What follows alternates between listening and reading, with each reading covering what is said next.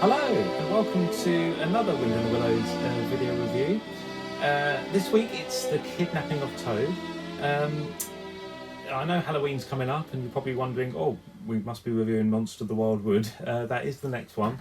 We are getting there, it's just the way it's worked out just with the dates, with the year and everything. So yeah, Monster of the Wildwood I will review slightly after Halloween. But yeah, we've got the Kidnapping of Toad this week.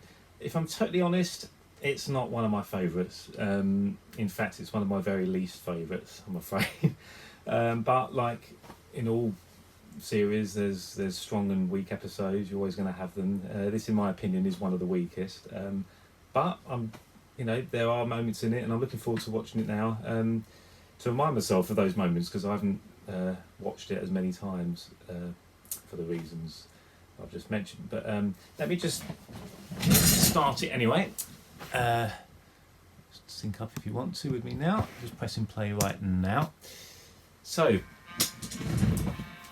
it is from series 1 and it's episode 2. So very early on in the series. One interesting note about the soundtrack of the titles: it's a different recording. I don't know if anyone's ever noticed that. But this one and The Ghost at Mole End. You can just tell it's a different recording of the theme tune, and all other episodes seem to be the same one, so I don't know why that was, but there you go, a little bit of trivia there. So yeah, this one, I first saw it on, it would have been on Channel 5 when it was repeated in the 90s. I know it was released on the Patient Toad video by the Lollipop distributor, so not Thames Video. And I was never particularly drawn to it. I guess it's because it's not nowhere near as matured as some of the later episodes. It's very early on. It's only episode 2. Episode 1, of course, was recapping events in the film. So this, you could say, is the first sort of truly original script. And I don't know. It's just very it's just quite a weak one. It's quite a weak script. I think it's got it's not particularly interesting. Not a lot happens really. I mean, the weasels kidnap Toad and the others need to rescue him. That's about as much drama as you get really. But there are moments in it, and it is beautifully shot. I mean, that's a lovely shot, isn't it? With the miniature Toad Hall in the background, a purple sky, and you've got, I think it's Chris Taylor who directed this, and you've got sort of Marge Graham and I think Andrea Lord animating. Marge Graham was one of the animators that was on it from the start, on the film, of course, and sort of worked on series 1, and then I believe left Cosgrove Hall, but then she did return for later episodes in series 5. I don't know much about Marge Graham. I know she was married to Chris Taylor, and they did split as well. So I don't know what happened to her. But there's a certain style to the animation with some of these early episodes, as I've alluded to before. There's a slight creepiness to them. Maybe that's one of the reasons I'm not so drawn to it. It's quite unnerving, this one.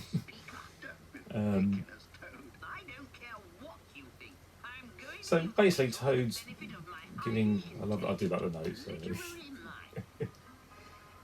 Now, you notice there, 27th of December, it does say there, which strikes me as a bit odd, because this always struck me as an autumn episode. So the fact it says December, it doesn't. It's just an odd date, not long after Christmas, and you think, well, I just wouldn't have put this in December, so let's just ignore the date, shall we? And yeah, basically Toad's giving this literary soiree for the weasels, and you wonder, why is he doing that? And of course it's Toad, being the proud Toad that he is. He's showing off, doesn't matter who it is, doesn't matter if it is the weasels, he just wants to show off and be the centre of attraction. Ratty and Mole, of course, warned him against it, and they say, oh, that'd be silly, but Toad goes ahead and does it anyway. So he wants to educate them. He wants to educate what you might say the lower classes, as represented by the weasels, quite nice crowd shots in this. We've got all the weasels together, quite a lot of them, when you think about it. A lot of puppets there, and we don't often see the weasel's den. There's quite there's a few nice one-liners like that from the weasels, and a nice delivery from David Jason, of course, with both Toad and the Chief.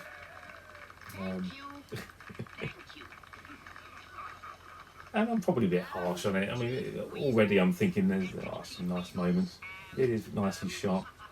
Toad's got a real posture there, isn't he? He's really he's got a certain authority there. But you do get the sense that he's in danger as well at the same time. I like that. People say, well, what a surprise. And it's quite witty. So Toad say, my forebears. He was saying, I thought you was a toad.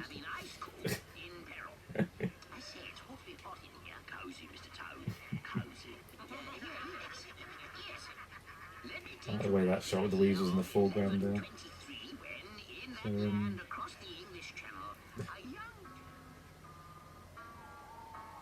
There's some nice moonlight shots there. See a little light under the door.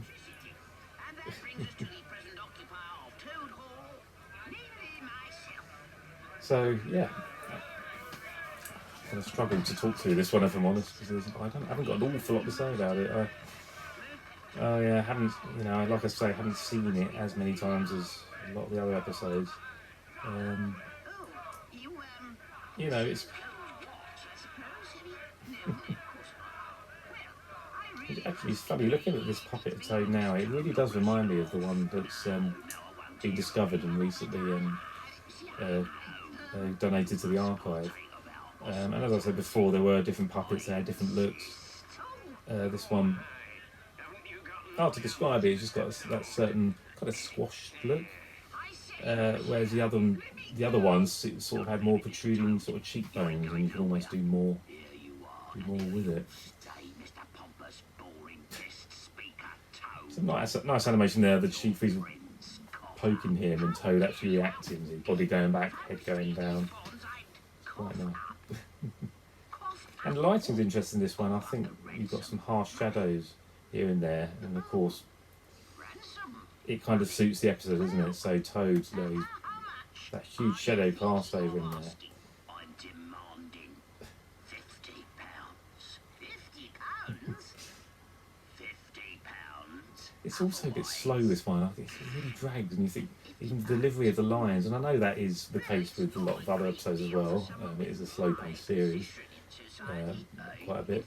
But this one seems, it really seems to drag. Just the delivery of these lines, you think, well, come on, let's get to the point, Like the Chief Weasel who's saying, I'm demanding £50. £50, otherwise. And Toad says £50, There's another one of those notes. The way it's spelled, Guineas.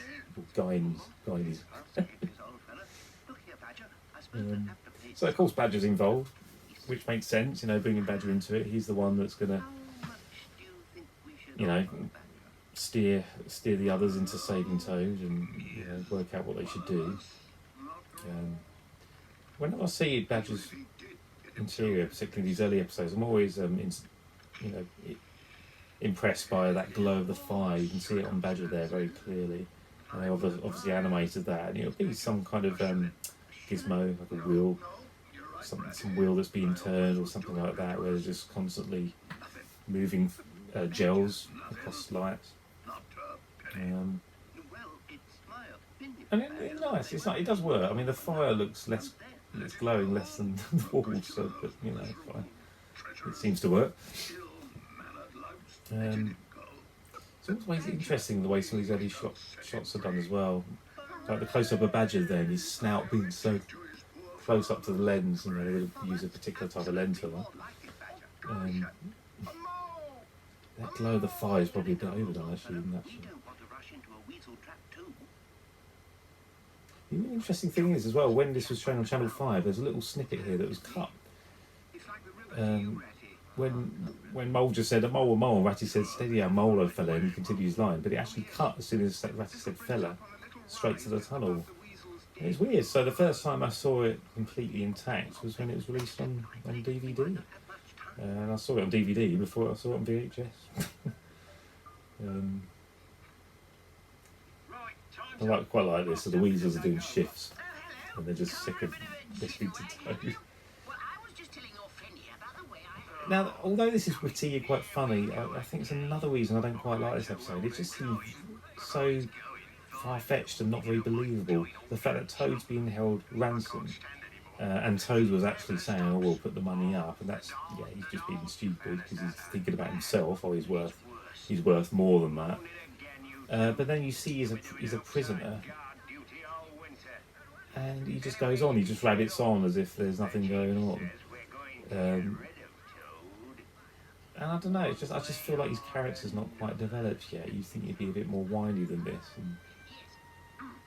Or on another hand, has he got like a clever plan here going on, or is he just plain stupid?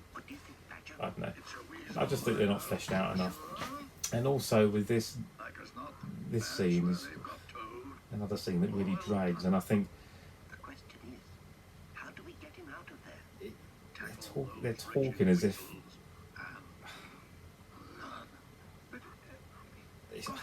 I think what I'm trying to say is this one feels like it's a children's program, and I know in essence it is, and I know that it's primarily aimed at children. But there's so many episodes later in the series where you think, well, this is for everyone. Everyone gets something out of this. It's wonderful. Adults can enjoy this. It's sophisticated. A lot of the dialogue, the essence of everything goes over little kids' heads. But the way Badger is saying, see that clammy sort of thing, so slow and we can bang on that and make a noise, and Ratty's saying, hey, I can see what it is, and they're all getting excited about the idea of banging something. Why don't they just storm in and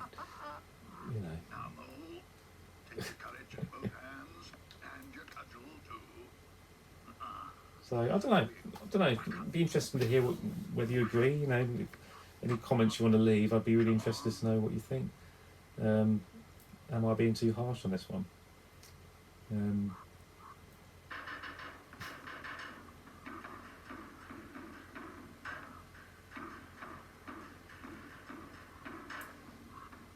The humour isn't as strong in this one either.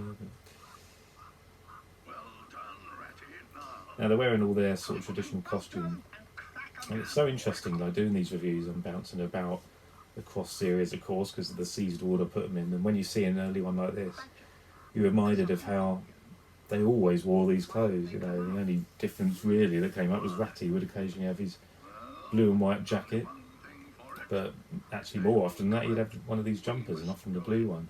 Badger would always have that brown overcoat and the grey waistcoat and that yellow scarf, which incidentally still exists, and I've put pictures up on so many videos now, but it does exist. There's in an envelope marked Badger's scarf, and it's still pressed in that exact position that you see in the episodes and in various pictures. I'm looking at it now from on the front of the board game by Waddington's. So yeah, and a lot of the costumes were just fixed like that. They would have been pressed and stuck often with tape, or maybe even glue, or just stitched, in a certain position. Obviously, it makes sense to animate with. You don't want it draping about all over the place, and you want it to remain fixed. So the animation, of course, as I've said, it's moved on. When Badger's talking there, just that constant sort of nodding as he's talking. So as the years went by, they learned how to kind of, keep it cleaner, really hit those poses with the dialogue, and people like Paul Berry, who really got to grips with it. But I'm not by any means disrespecting the animators. They were learning. These were early days. They'd only just done the film. And when you look at the dates, actually, when the film was shown on TV in December 1983, and then we dive straight into the series in April 1984. There's no way they would have animated all those episodes in those few months, so it would have been begun in 1983. It would have been, they were probably working on these pretty much straight off the back of the film, while the film was in post-production, I assume. I don't think there's a crossover. I don't think they were finishing the film animation wise and animating these, but I do know that the studios were extended for this series, and going by a lot of the letters and correspondence I've collected over the years, they were shooting this first series while that building work was going on, so they were gradually expanding during the make of the series. So they were all animated with all this noise going on. And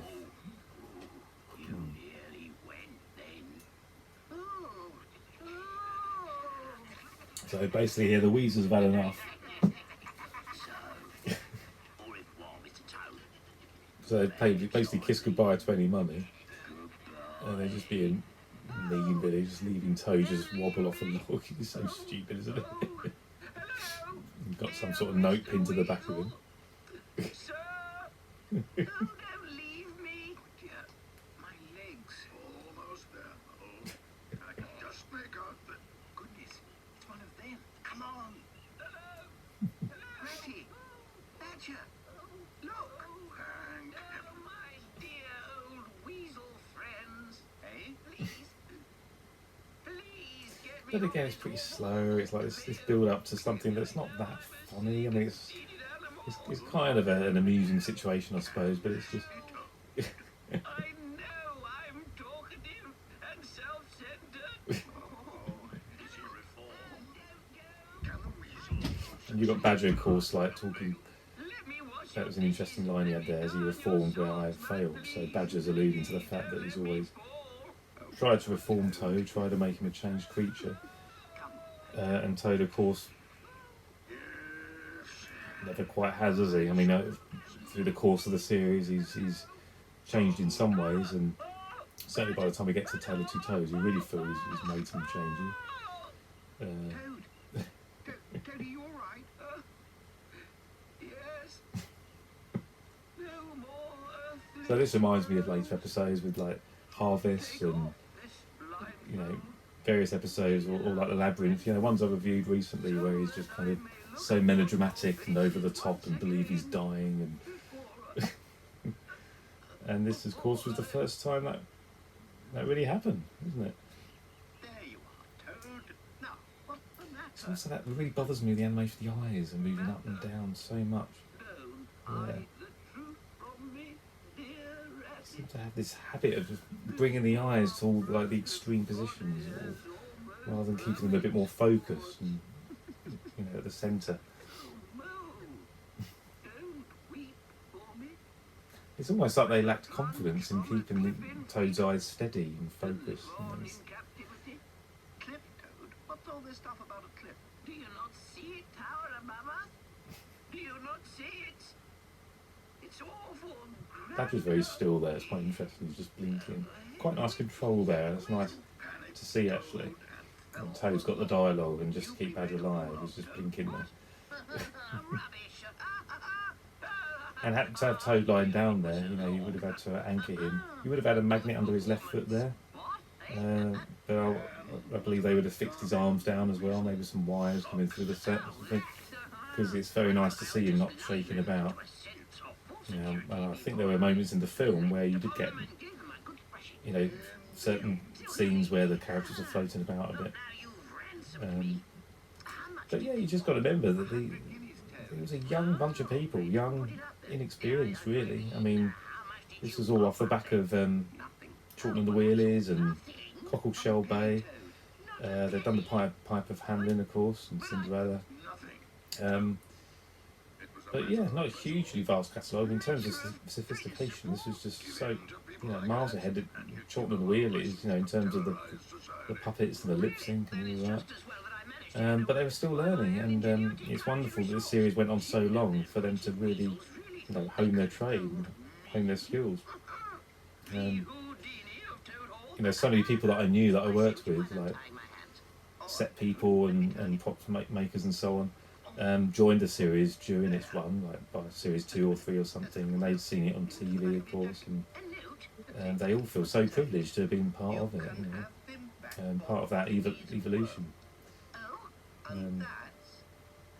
It is so interesting, isn't it, comparing an episode like this to a much later one. And as I've always said, I think series 4 personally is where the series hit its peak. I know many of you really love Series 5, and I do as well. I think it's some wonderful episodes in it. But I think in terms of maturity and in the idea of the railway prop and everything, which I thought was such a great idea, Series 4 was the pinnacle. But yeah, you look back on these ones and you think, wow, it had such a long way to go in terms of character development, but they've still got a charm, haven't they? And I've always said that with Series 1, there's an innocence there, and there's a certain delightfulness. And I think looking at that one, I am a bit harsh on it, but I don't know, I just never warmed to it like I have so many others. And I mean, it's certainly my least favourite in Series 1. I mean, it's when I think of other episodes in Series 1 that I adore, like Wayfarers All and the Yuletide Entertainment and Ghost at Mole End, The Open Road Again. There's so many wonderful episodes in it, and this one just... Yeah, sorry, but I feel bad. One of Chris Taylor's, but there's so many wonderful episodes that he did that I adore that as well. So yeah, let me know your thoughts. It'd be really interesting to hear. I hope this hasn't been a downer. I hope it's still been entertaining. There will always going to be episodes that I don't like as much. But yeah, let me know what you think. I'd be really interested, especially if you think it's one of your favourites. Maybe you can change my mind. Maybe you can make me realise things that I'm perhaps missing with it. Maybe I'm not reading it properly. But yeah, anyway, there we go. That's the Kidnapping of Toad. So as I said, next week is Monster of the Wild Wood. So with Halloween coming up, that is obviously very apt. I do like Monster of the Wild Wood. It's an old favourite, having been on the released on the Autumn Antiques video. Some wonderful costumes in it, and nice to have a Halloween episode. And of course, you can probably guess which one will follow that. Yes, remember.